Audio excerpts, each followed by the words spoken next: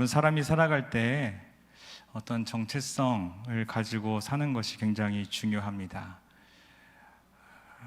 다른 나라 경기 볼 때는 안 그런데 우리나라 경기 볼 때는 가슴이 졸여요. 그래서 얼마 전에 보셨나요? 저는 보지 못하고 하이라이트로 봤지만 딱 그때 봤으면 어떤 느낌이었을지 막 두근두근 되면서 우리 안에 무슨 피가 흐릅니까? 우리 한국, 대한민국의 피가 흐르기 때문이 아닐까. 저는 한국 사람인 이 정체성을 가지고 있는 것처럼 우리가 하늘의 정체성, 누구의 정체성이냐? 하나님의 아들로서의 정체성을 갖는 것이 굉장히 중요합니다. 하나님께서 우리에게 상속자라고 말씀하셨고 왕같은 제사장이다 말씀하셨고 종이 아니라 아들이라, 나의 친구다, 나의 신부다 라고 말씀하신 것을 볼 때 우리가 어떠한 정체성을 가지고 이 땅을 살아가야 할지는 되게 잘 알 수 있습니다. 하지만 반대로 하나님께서 조건을 좀 붙이셨습니다. 마치 아담과 하와를 창조하시고 나서 선악과를 만들고 이것 말고는 다 가능한데 이것만은 먹지 마 라고 경계를 정해 놓으신 거죠. 모든 것들이 다 너희 것이지만 이것만큼은 지켜야 한다라는 조건인 것입니다. 너희의 자리는 나의 품 안이야. 그 품 안을 벗어나는 것은 행복한 삶이 아니야 라고 정해놓으신 것입니다. 십계명도 마찬가지입니다. 십계명이 뭐 이렇게 많아가 아니라 최소한 이것만큼은 지키며 살아가라. 그럼 너의 삶이 형통케 될 것이다 라고 바운더리를 정해놓으신 거죠. 마치 제 아들에게 이렇게 말합니다. 마음껏 놀아야 아들아, 마음껏 뛰어다녀 하고 아들이 차도로 들어가는데 가만히 있을 수는 없잖아요. 차도에는 차들이 다니니까 위험하니까 절대로 가면 안 돼. 알겠어, 모르겠어. 말해도 잘 모르더라고요, 처음에는. 이제는 좀 알기는 아는데, 그것처럼 마땅히 내 아들이, 나의 자녀들이, 나의 이 신부인 사랑하는 아들, 우리 자녀들이 행복하기를 원할 텐데 하나님께서는 조건을 두신다는 거예요. 규칙을 정해주시는 거죠. 이런 바른 정체성, 하나님 안에서 우리가 행복할 텐데 하나님의 뜻에 순종하며 걸어가는 것이 우리가 가져야 할 마음의 태도일 텐데, 여러분, 오늘 읽었던 이 상황 속에서 이스라엘 백성들, 유다 이 족속들은 그렇지 못했음을 볼 수 있습니다. 오늘 본문은 비유입니다. 어떤 비유냐? 농부, 주인과 농부의 비유입니다. 우리는 보면서 알게 되겠지만 예수님께서는 이 비유를 말씀하실 때 대상이 누구였냐? 바로 대제사장들, 서기관들, 장로들을 향해서 말씀하고 있는 상황입니다. 이게 12장 1절을 읽었는데 바로 직전에 있는 11장 마지막에 어떤 일이 벌어졌냐? 무례하게도 대제사장과 서기관과 장로들이 기적을 행하시는 예수님에게 물어봅니다. 당신은 뭔데 무슨 권위로 이것들을 행하느냐라고 간땡이에 부었죠. 약간 어떻게 이렇게 당당하게 말할 수 있을까요? 당신들이 누구였냐? 바로 선택받은 민족이었고 그들이 그토록 이렇게 자랑스럽게 여기던 혈통, 정체성, 이스라엘 선민이었습니다. 이런 배경 가운데 예수님이 오늘의 비유를 말씀하신 이유가 무엇인지, 이 비유가 말하고 있는 누가 주인인지, 누가 종인지, 여러분 좀 누가 아들인지 좀 이 비밀을 밝혀나가는 시간이 되기를 원합니다. 주인이 오늘 말씀 보면은 비유가 시작되죠. 예수님이 하는 재밌는 동화예요. 사람들이 들을 때 무슨 얘기 하려고 하지? 하면서 이야기가 하나 시작이 됩니다. 주인이 한 명 있습니다. 땅을 사고 그 땅에 포도원을 이렇게 세웁니다. 돌을 가려내고 땅을 개간하고 아름답게 퇴비를 주고 주변에 많은 울타리도 치면서 노력을 기울여서 가꾸다가 새로 심은 포도나무가 있어요. 예를 들어서 한 4년 정도 시간이 필요한데 그 기간에 주인이 일이 생겼습니다. 외국에 가서 사업을 해야 됐나 봐요. 자리를 비우게 됩니다. 포도원들을 이제 농부들에게 구해서 그 땅을 맡기죠. 관리하고. 그래서 5년째 되는 해에 수확이 되면은 적당량을 나누기로 약속을 하고 떠났습니다. 물론 그 동안에 포도원을 관리하는 모든 비용들, 에너지들을 다 주인이 다른 사람들을 통해서 공급하기로 약속을 하고 이 농부들을 고용을 하게 됩니다. 이 농부들은 처음에 약속을 하고 그래, 내가 어느 정도는 내가 가질 수 있겠지, 열심히 일을 합니다. 물도 주고 가꾸고 잘 돌보다가 시간이 지났습니다. 농부들은 주인이 없는 동안 정성껏 포도원을 가꾸는데 한 해, 두 해 시간이 지나는 동안에 주인은 한 번도 포도원을 방문한 적이 없습니다. 첫째 해는 내년에는 오시겠지, 둘째 해는 오시겠지, 셋째 해는 오시겠지 하는데 다섯째 해가 될 때쯤에는 더 이상 안 오시나 안 오나 보다 라고 생각을 하게 되는 거죠. 그런데 계속 그것이 익숙해지다 보니까 농부들 마음속에 어떤 마음이 들었을까요? 야, 계속 안 오면 좋겠다. 왜냐, 이것은 다 내 걸로 하면 되니까 라는 생각을 하게 되었던 것 같습니다. 5년이 지나고 첫 수확을 합니다. 그런데 첫 수확에 기뻐하고 있는 이 농부들, 고용된 농부들에게 누가 찾아오냐? 주인의 종들이 찾아오게 됩니다. 이유는 간단하죠. 포도원의 소유주인 주인이 그 합당한 수작료를 이제 지불하라고 이제 찾아온 것이죠. 가져가려고. 이거 처음부터 농부들이 알고 있었던 약속이기 때문에 당연한 것이죠. 그런데 시간이 지나면서 말씀드린 대로 이 땅이 내 것이었으면 좋겠다는 그 마음 때문에 이 농부들은 주인이 몇 번을 보내면 3번이나 보냅니다. 때리고 폭행하고 죽이고 깔보고 업신여기고, 성경에서 이렇게 말했지만 살해한 거예요. 종들을 살해하는 살인범이 된 겁니다. 농부들이 말이죠. 농부들의 의도가 확실해졌습니다. 이들의 주인의 소유인 그 땅에 욕심을 내고 있는 것입니다. 주인에게 마땅히 지불해야 될 소작료를 지불하지 않고 전부 내 것으로 만들겠다는 심산인 것입니다. 이게 다 욕심이라는 것은 늘 이렇게 시작되는 것 같습니다. 주인은 이들의 의도를 간파하게 되고 마지막 최후의 수단 한 명을 보냅니다. 누구냐? 내 아들을 보내는 거죠. 저도 아버지가 목사님이신데 제가 개척교회 할 때 다른 전도사님들이 계셔요. 들어가기가 힘든 한 공간이 있어요. 전도사님들, 목사님들이 담임 목사님 방에 들어가는 게 그렇게 어려워요.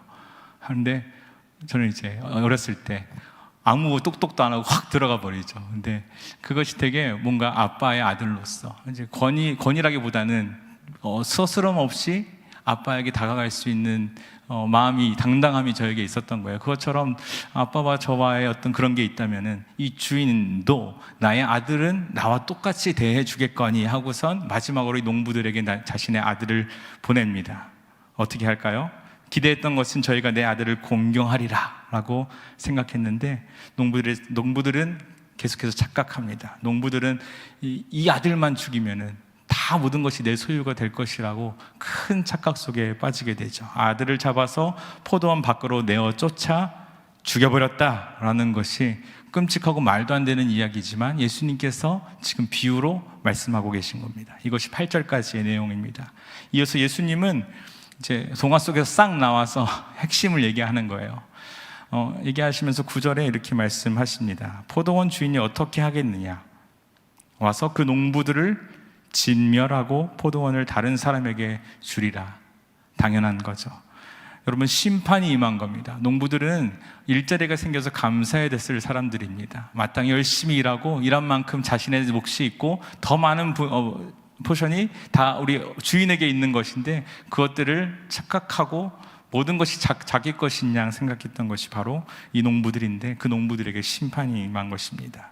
여러분, 이 비유의 대상들이 누구입니까? 1차로는 이 비유 안에 그 자리에 있었던 사람들이 대상입니다. 심판의 대상이 누구냐? 바로 대제사장, 서기관, 장로들입니다. 이들은 누구보다도 이 성경 말씀, 구약에 정통한 사람들이었습니다. 이 비유도 사실 이사야 말씀과 연결되어질 수 있는데 이사야 5장 1절 2절에 이런 말씀이 있습니다. 쉬운 성경 버전인데 제가 읽겠습니다. 내가 사랑하는 사람에게 노래를 불러주겠다. 이는 그의 포도원에 관해 노래한 것이다. 나의 사랑하는 친구가 기름진 언덕 위에 포도밭을 가꾸고 있었네. 그가 땅을 일구고 돌을 골라내어 가장 좋은 포도나무를 심었다네. 그 한가운데에 망대를 세우고 그 안에 포도주 틀도 만들었다네. 그는 거기에 좋은 포도가 열리기를 바랬지만 나쁜 포도가 열렸다네. 그리고 이어서 나오는 이 이사야 5장 7절에 이 노래의 결론을 여러분 잘 아실 것입니다. 우리 7절 말씀인데 우리 다 같이 한번 읽겠습니다. 시작. 무릇 만군의 여호와의 포도원은 이스라엘 족속이요 그가 기뻐하시는 나무는 유다 사람이라. 그들에게 정의를 바라셨더니 도리어 포악이요 그들에게 공의를 바라셨더니 도리어 부르짖음이었도다. 종교 지도자들은 이 비유가 자신들에게 적용되고 있다는 사실을 지금쯤 와서는 어느 정도 알고 눈치챘을 것입니다. 사실 그들에게 찾아온 선지자들을 계속해서 죽였습니다. 누굴 죽였습니까? 세례 요한도 죽였고요. 많은 사람들이 와서 이야기했지만 우리 표현으로 귀뚱으로도 듣지 않고 계속해서 자신들이 원하는 대로 살았습니다. 그들에게 임했던 구약의 말씀들은 그냥 구호일 뿐이고 실질적으로 그들의 삶을 변화시킬 만한 능력 없는 말씀이 되어버린 것입니다. 그래서 오랜 시간 구약 이후 말라기서 이후에 신구약 중간기 하나님이 말씀하시지 않는 암흑기가 찾아오게 된 것이죠. 그래서 다시 한번 이 땅에 소망을 주시기 위해서 우리 아들 예수님께서 오셨는데도 대제사장이라는 사람들, 서기관이라는 사람들, 장로들은 그 메시지에 귀를 기울이지 않는 것입니다. 자신들의 기득권을 주장하기에 급급했습니다. 포도원을 소유하는 것에만 급급한 것이죠. 마땅히 돌려드려야 할 당신의 영광, 하늘의 영광에 대해서 그들은 빼어놓지 않았습니다. 소출을 받기 위해서 보내진 종들을 무참히 죽이고 핍박했습니다. 어떤 착각을 했냐? 바로 자신들은 선택받은 민족이라는 착각 때문에 이러한 생각할 수 없는 일들을 저지르게 된 것이죠. 다시 자신들은 선택된 민족이고 그러니까 이 포도원을 차지할 만하다, 내가 이렇게 하는 것이 당연하다. 그래서 눈앞에 있는 구원자이신 예수님도 바라보지 못하는 모습이 이들에게 있었던 것입니다. 이 같은 이 비유들이 사복음서에 많이 있는데 마태복음에는 같은 내용을 이렇게 얘기하는데 대제사장과 서기관들이 이런 답변을 합니다. 마태복음 21장 41절에 그들이 말하되 그 악한 자들을 진멸하고 포도원은 제때에 열매를 바칠 만한 다른 농부들에게 새로 줄지어다. 이 누가 한 말이냐? 자신들이 한 말이에요. 여기서는 예수님이 다 한 말 같처럼 보이지만 마태복음 21장에 나와 있는 비유에서 예수님이 물어보시니까 이들이 말합니다. 악한 자들을 진멸하고 포도원은 제때에 열매를 바칠 만한 다른 농부들에게 새로 줄 것이다. 자신들의 입으로 자신들의 자리가 박탈되어야 된다고 말하고 있는 것입니다. 왜 이런 답변이 가능합니까? 바로 나는 옳다고 착각하는 거예요. 이걸 말하면서도 나는 아니겠지, 나는 신앙생활 잘하고 있으니까, 나 대제사장인데, 나는 서기관인데 라고 말하면서 자신과는 무관한 것이다, 나는 괜찮다라고 착각하고 있는 것입니다. 그런 그들에게 주님이 말씀하십니다. 오늘 본문 10절인데 너희가 성경의 건축자들이 버린 돌이 모퉁이의 머릿돌이 되었다 라는 말을 10절에 하는데 이들은 잘 알고 있었어요. 이 말은 무엇이냐? 바로 시편 118편에 이런 말이 있습니다. 건축자의 버린 돌이 집 모퉁이의 머릿돌이 되었나니 이는 여호와의 행하신 것이요 우리 눈에 기이한 바로다. 이 말은 바로 예수님께서 배척받으셨지만 결국에는 새로운 구원 공동체인 이 교회의 초석이 되실 것이다라는 말을 비유적으로 하고 있는 상황입니다. 이제서 이제 대제사장과 서기관들이 확실히 알았습니다. 나를 향한 말이구나. 여러분, 그러면 어떻게 반응해야 됩니까?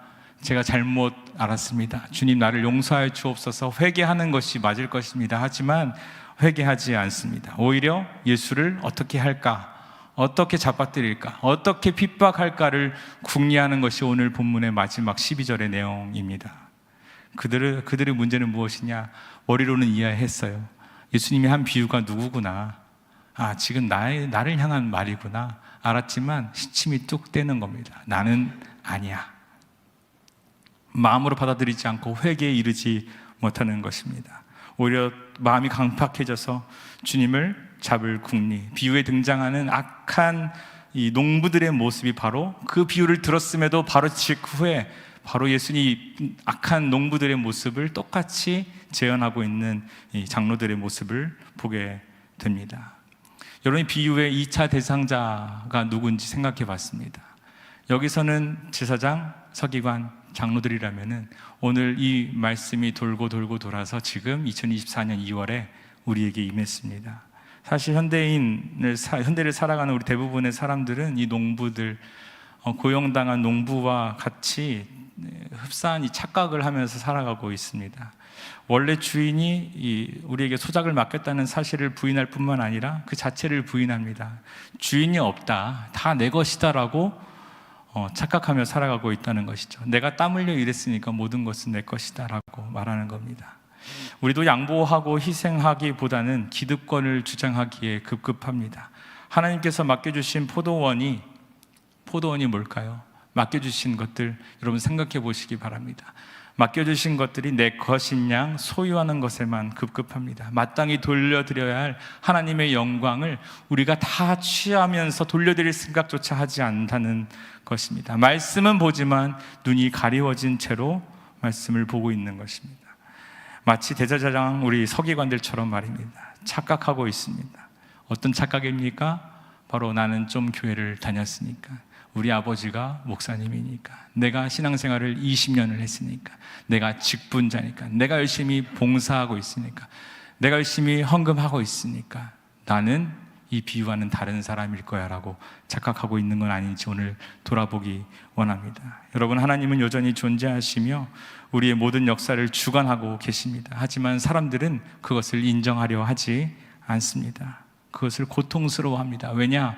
내가 일궈온 이 땅, 이 포도원이 내가 일구었는데 이게 왜 다른 사람의 것이냐 이거야. 그게 심지어 주인이라 할지라도 그것이 왜 다 주인의 것이냐라는 겁니다.